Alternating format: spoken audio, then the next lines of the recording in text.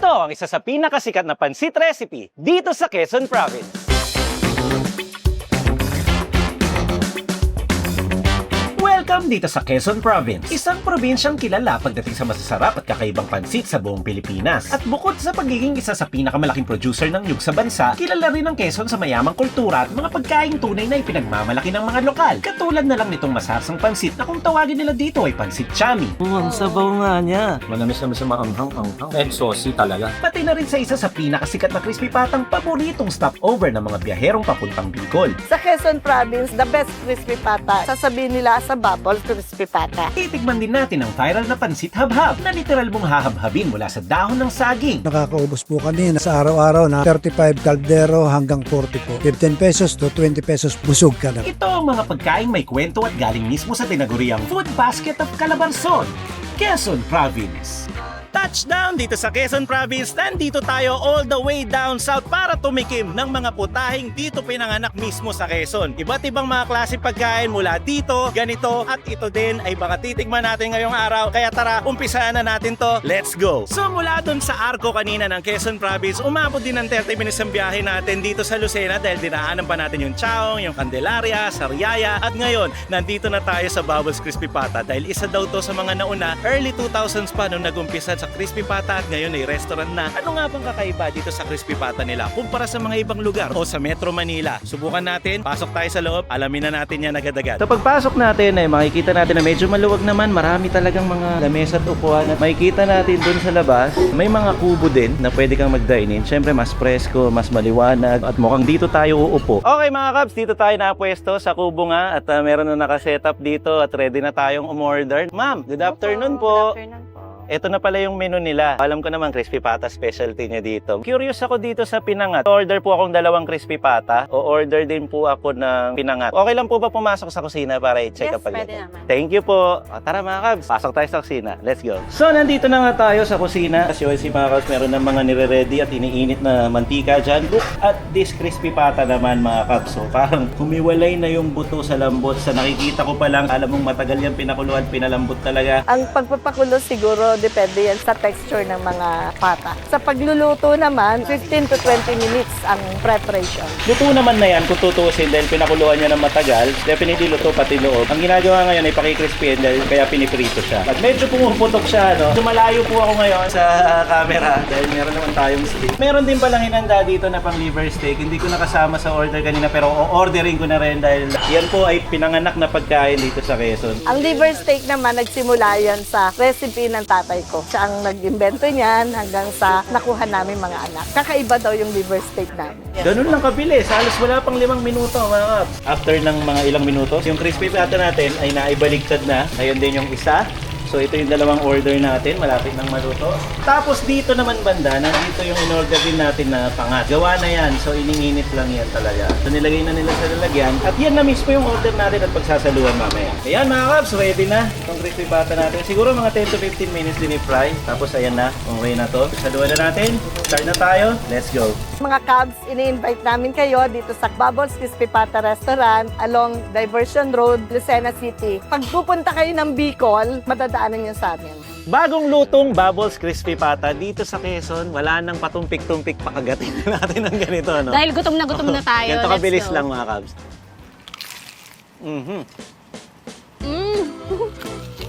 Tingnan nyo, sobrang juicy niya. Oh, ang lambot. Ang lambot niya. Actually, Mainit pa. ano mo? Yan o. Ah, may walay agad o. Dito kasi yan para ma-check mo kung malambot talaga eh. Tulak lang konti. Tingnan mo. Ito, Grabe to. ang sarap nito. Kanina, nung papunta tayo dito, iniisip ko, ano bang special sa Crispy Pata? Bakit siya yung pinupuntahan dito? Siya yung sikat dito sa may Quezon. Ngayon, naintindihan ko na. And by the way, kung sinabi ko yata kanina sa intro, mga pagkain pinanganak dito sa Quezon lang. Pero alam naman natin na may mga crispy pata naman kahit saan sa Pilipinas. Kaya umorder na rin kami ng iba. Common na yung Crispy Pata kasi. At umorder kami nitong tinatawag nilang pinangat. Special food nila dito sa Quezon. Lokal yan. Itong pinangat, actually may similarity sila ng laing. Pero Yung silaing kasi, ang kanya, yung parang tinadtad or hiniwa ng mga taro leaves or gabi leaves. Ganyan Ito siya, naman no? binalot na merong hipon, pork, alamang, ganon. Meron pa tong palaman na iba. Oo, at saka may coconut din siya. So, yun yung similarity nila nilaing. Ikaw na lang mag-testing, dali natin dyan. Sige, ang laki naman. Sama mo na yung serving spoon. Sige, hindi magkakamay ako. Ano yung itsura niya sa loob? Oo, ito nga yung sinasabi ko na parang binalot. Tapos meron siyang halo-halo na may alamang, may pork, Ang ganda na may itsura. shrimp sa loob. So, ganyan Mga kabso, siya. akala nyo lang wala lang siya. Ito, may sili pa. Kinakain lahat to, pati yung pinantakip na Oo, dahon, no? oo. Dahon kasi ng gabi. At Kasi syempre, luto siya sa gata. Cheers. Cheers. Mm. Yung dahon, yung dasa ng dahon Sarap na nito. ginata, gatang-gata na Yun nga yung langis. mapapansin Ang mo, ano, di ba? lambot. Yun yung mapapansin mo sa laing, di ba? Ang laing, yung mga taro leaves or yung mga gabi leaves is nakahimay na. Ito, pinagpatong-patong, pinagsama-sama, ginisa, niluto sa gata at nilagyan ng alamang, hipon, pork, lahat na ng Ang pwede dami na niyang ilagay. sorpresa, ang dami niyang palaman. Pag sinerve siya sa'yo, nakabalot lang siya sa dahon pero hindi mo alam. Wala kang idea kung anong laman unless lokal ka Ang sarap. or dati ka nang kumain niya. May luya din ha, pero bagay. Hindi siya matapang na Ang ganda luya. ng combo pati nung crunch yung mga nasa loob, no? Hindi lang siya basta isda lang o kahit ano yung palaman. Parang merong lutong din minsan na natsatsambahan. Yung galing. Ito naman, ito. Anyway, yung pata, perfect siya, no? Masarap yung lasa nung balat. Kumbaga, malasa na siya agad. Ito naman yung liver steak. Lagay na sa kanin. Ito, heirloom recipe daw nila to. Yung mga kabso. Ayan. So, syempre, subukan muna natin. Sarap din. Tikman ko. Sobrang balance lang. Hindi mo masabing maasim, hindi mo masabing Maalat. matamis. Ah, may Or maalat. tamis. Okay, sige. Malata. Tapos yung texture ng atay, sakto lang. Well, gami siya, pero hindi naman to the point na sobrang tigas. Ano lang, gami lang, pero kaya pa rin. Ay man, ang sarap din. Ang fairness. Yung sauce, grabe. Anyway, dahil pata yan, wag na na tayo magpatumpik-tumpik pa. At Lumabas na ngayon, naman doon. kanina ko pa hinihintay na Ano yan? bigyan ng hint. Sige na. Sige na, wala nang masyadong pataras, tapos lalagay ko na dito yung namprik na nabibili naman sa Shopee, Lazada, saka TikTok. Ay, Huwag na natin wala. masyadong banggitin na available yan anytime nyo gusto. Pinapadala sa nationwide. Okay, Nagawa ko na sasaw yung na part ko, ha? natin. Thank you, Cabs Jess. Cheers, mga Okay. Cabs. Ang Solid. sarap kasi ng crispy pata niya. Ang lambot agad. Walang kalaban-laban. Nakakatuwa. Alam ba, nag-umpisa pa lang tayo? Quezon, napakalaki po ng Quezon. Pero at the moment, hindi namin alam na kami mapapadpad. Basta, kain muna tayo ng kain, tapos bigla na lang tayong lilipat.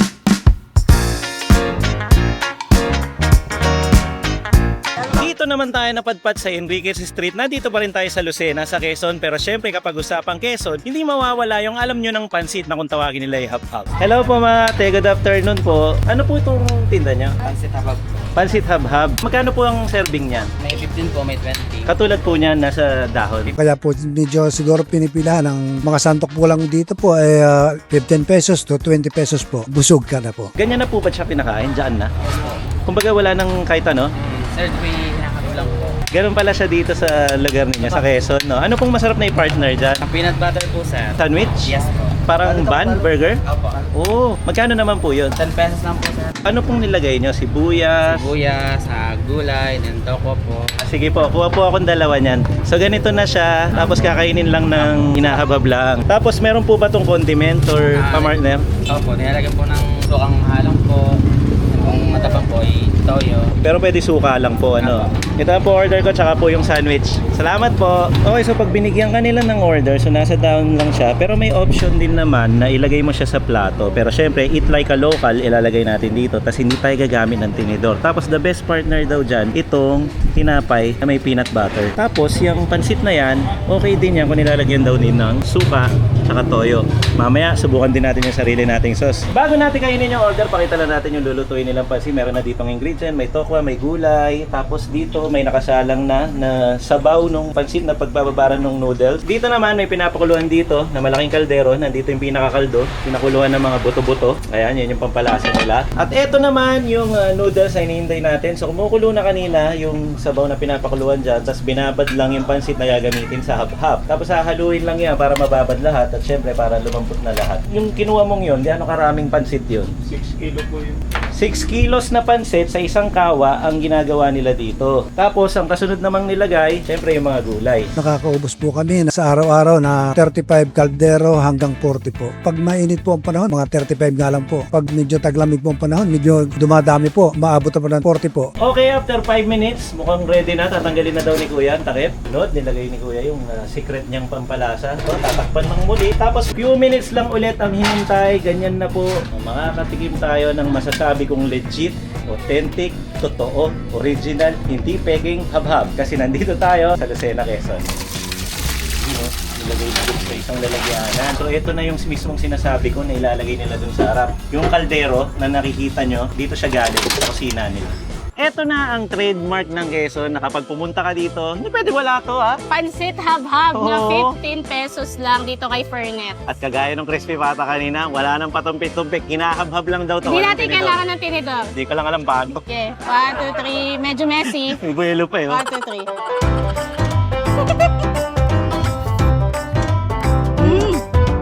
Pero pati ilong ko kumain. Pero ganun talaga siya. Ano tayo? Eat like a local. Local. Ganun lagi. Kaya nga siya habhab kasi hahabhabin mo yung pansit. Pero pwede ka naman magkutsaka tayo. Pwede naman, meron naman sila. Pero syempre, nakikita ko kasi karamihan, hindi naman nagaganon. Ang sarap ng pansit. Tapos sa pagbumili ka, tulad kanina, pinakita natin, meron siyang sibuyas. So naglalaro din yung crunch tsaka aroma nun. Tapos meron siyang tokwa, kaya nakapreto na gulay. Sa normal na pansit sa ating mga Tagalog dito sa Luzon, ang ginagamit talagang sitong sa kalamansi. Pero dito naman ay yung special suka nila. So tikman natin, Capses. Naalala ko tuloy yung taal. Oo. Pumunta kami Taal mga kasi may pansit din doon May pansit din nilalagyan na ng pansit. nilalagyan ng suka. Ay, nilalagyan ng pansit, nilalagyan ng suka. Nilalagyan ng suka, okay. Tingnan natin pag may suka.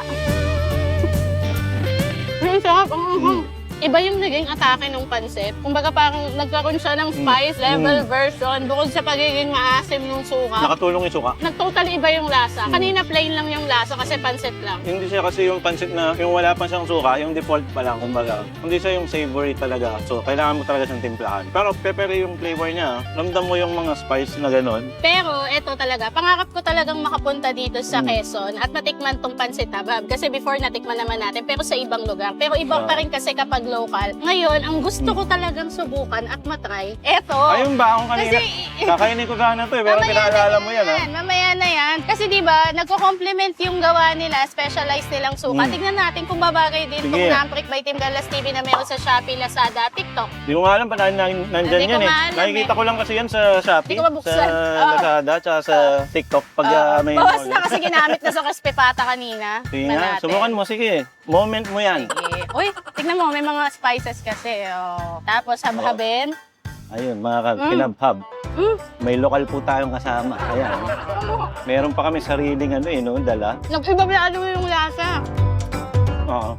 Feeling ko sa habhab, nasa timpla mo ng suka. Nakatimpla ng suka. Oo. Kasi masarap din yung suka nila. Tsaka bagay siya, pang merienda. Tapos pinapartner daw kasi ito, kaya kami meron ganito. Buksan ko kanina. Pansit. Tinapay na may peanut butter. Pwede to, common, di ba?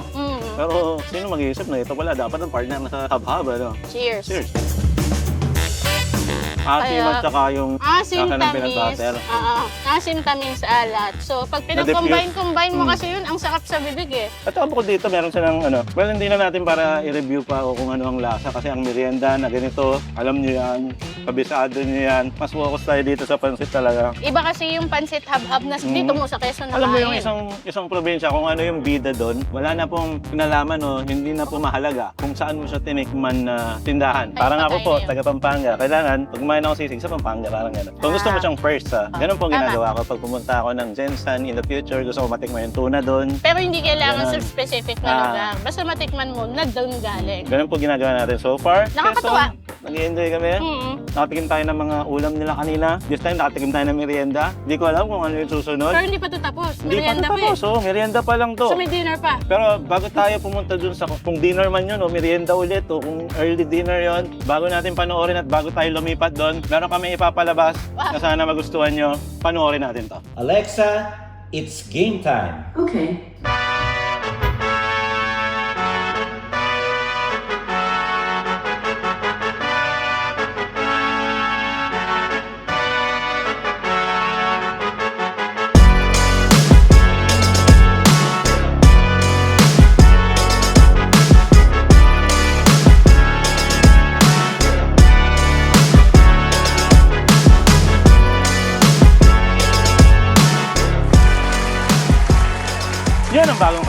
It's game time!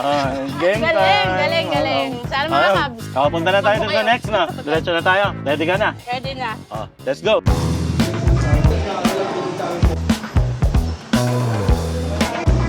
At para sa ating last stop, well, last but not the least, syempre hindi pwede mawala sa listahan natin yung mga kilala at ipinanganak nga dito sa Quezon Province. At isa na dyan ay ang Pansit Chami. Minsan natitikman natin ito sa ibang lugar katulad sa Manila, pero syempre iba pa din kung saan siya pinanganak at saan siya original. Tara, pasok tayo dun sa loob dahil saktong-sakto meron silang nilulutong bagong batch. Tingnan natin kung paano lutuin ang isang authentic, original at legit na Pansit Chami. Sakto naman pagpasok natin dito ay meron na silang bagong order o bagong salang na gagawin. Ang tawag pala sa gagawin nila ay Pansit Chami na specialty dito sa Quezon. Susunod na lang ginisa yung mga hiniwa-hiwang karne sa sibuyas, bawang, sili tapos nilagyan na rin ng paminta. Pagkatapos ay hinulog na rin yung fresh na flat Mickey noodles. Naglagay na rin ng sahog na gulay tapos tinimplahan ng asukal. Sabay hinulog na rin yung templado nilang sauce na sa unay mukha siyang toyo pero according sa kanila, ito'y templadong recipe ng kanilang authentic na Pansit Chami. Ang Pansit Chami nga pala ay original na pinanganak dito sa Lucena sa Quezon Province. Isa tong pansit na may malapot na sarsa at pagdating naman sa lasa, ito ay masasabing sweet, spicy, savory, and saucy. At para mas maging masabaw pa, binubuhusan din ito ng kaldo o pinagkuluan ng mga karne at mga buto-buto. Mula dun sa malaki at kumukulong kaldero, sinasandukan lang to ng mainit na sabaw papunta dun sa nakasalang na gisado. 40 pesos nga pala ang presyo ng bawat order nito. At konting halo-halo at pagbabali-baligtad na lang ay magsasalo-salo na tayo. Chami dito sa Pleasantville Kitchen na 30 years na nag-ooperate at nagsuserve ng chami lang naman. Ayan. Kanina nung niluluto siya, tapos sinasabi ko na ang chami dito masabaw. Ang totoo po niyan, hindi ako ganun ka-sure. Kaya nung binigay ito, Sobrang sabaw. sabi ko, wow, tama ako. Ang Oo. sabaw nga niya. Pero kasi, dati, pag in-order natin to sa outside Quezon, bawa sa Manila, nakahiwalay. Tsaka sa Batangas. Nakahiwalay yung sauce. Dahil Alam mo- masabaw siya, kutsarain natin. Oh. Kutsara ang gagamitin natin para sumubo. Para Oo may nga, sige. makuha tayo sabaw. Manamis naman sa maanghang-anghang. Ang tawag doon, sweet and spicy. Yun talaga yung eksakto niyang lasa. Tapos ganun din, mapaminta, mas spice, may kick. Pero ito masasabi ko savory and saucy talaga. Iba yung atake nung pagkakaroon niya ng sabaw. Kasi di ba, etong Pansit Mickey kasi, mabilis tong mag-dry. So, bagay talaga siya ng may sauce. Ngayon, ang nangyayari, kapag maraming sauce, hinihigop nito, tumataba lalo yung noodles. Kaya enough lang na masaucy siya dito sa Chami version na local. Tapos sabayan mo ng gulay. Oh. Parang may crunch. Sayote yata pa. Pero yung sabaw niya, dagdag gana siya. Minsan kasi may pansit na sobrang dahil na parang ang hirap lunukin eh. Ito ang dali. Tapos yan, may tinapay pa Ito ganyan, nga, di ba? ipapalaman ko nga dito eh. Parang pansit canton lang. Di ba, ganyan. Oh, tapos Siguro, ganito talaga ang mga lokal. No? Pipilas tayo, tapos sausaw na lang natin para makuha yung sabaw. Okay, diba? Hindi naman na kami na-surprise sa lasa ng chami kasi nakatikim na kami sa Manila, sa Batangas. Pero kasi, ako nagpa-surprise sa amin dito na ganun pala karami yung sarsa na sinaserve niya. Kasi madami talaga. Kasi Ang dami. Kasi check hanggang na ngayon nga nakailang eh. subo na ako, kita pa rin dito sa side yung sabaw. Ganito pa rin nakadami. So, para siyang sinabawang pansit. Kasi ano to eh, kaldo to eh. Kaldo Kaya, na nilagyan ng secret na sauce nila Pampalasa. na pampalasa. Yung katulad kanina, no, dun sa bubbles, meron din sila nilagay dun sa liver na toyo lang din. Nakala ko toyo lang. Pero may templado. pampalasa. May mga templado na agad sila. Kapag niluluto nila, sambusan na lang.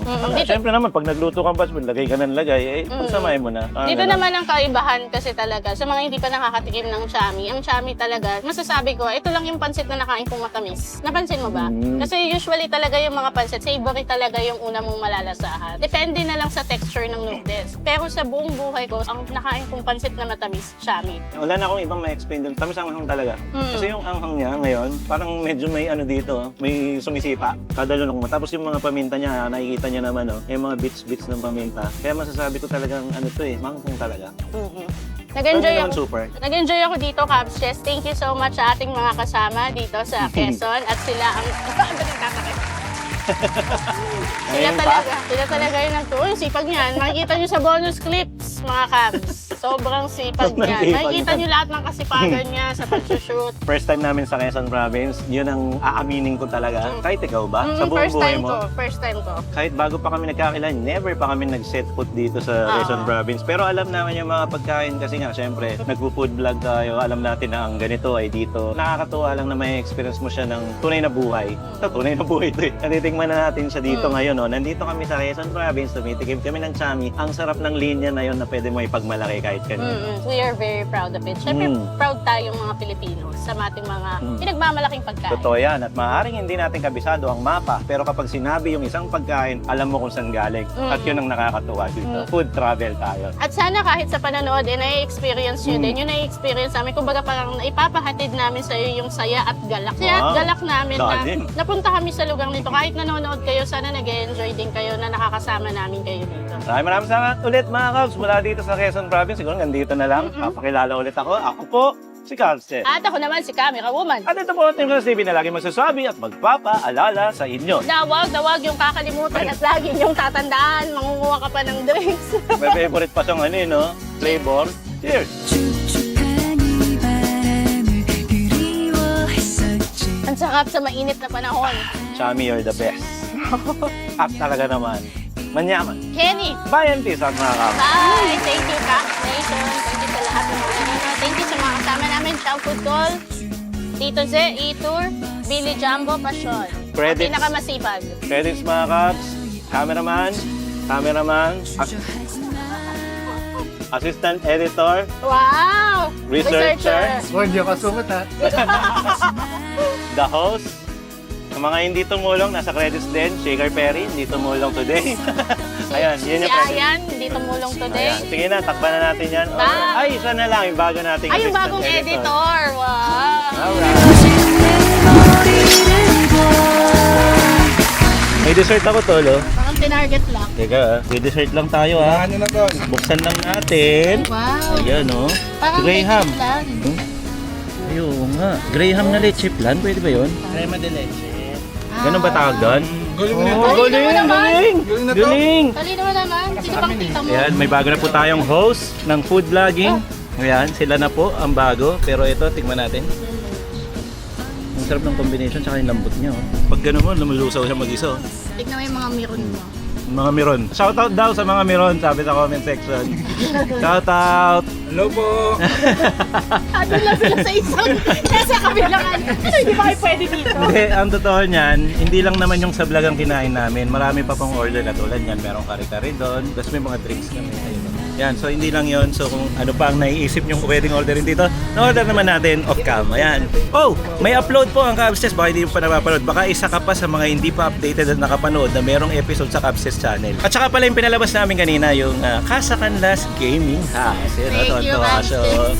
So, kung na-skip mo yung part na yung kanina, eto ulit siya, panoorin natin to.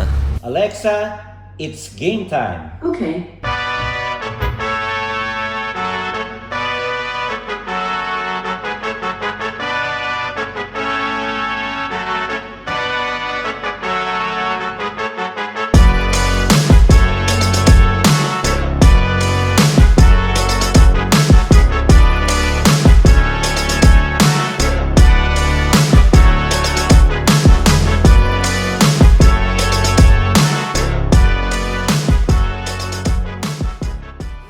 So, nagtatrabaho silang lahat to.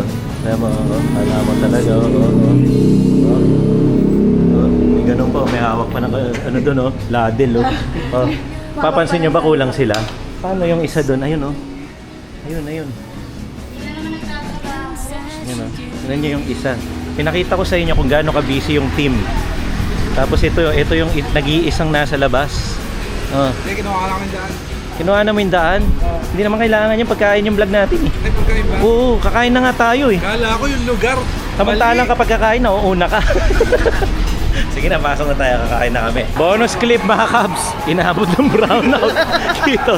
Mga nationwide yata ganito no? Bigla na lang nagbababa yung kuryente or... Hindi ko alam kung anong reason nun.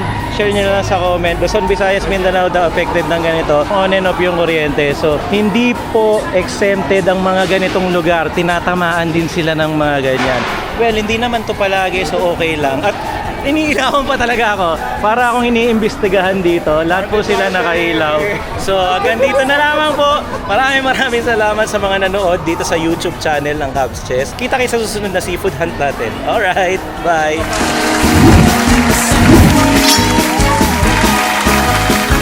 안아주겠니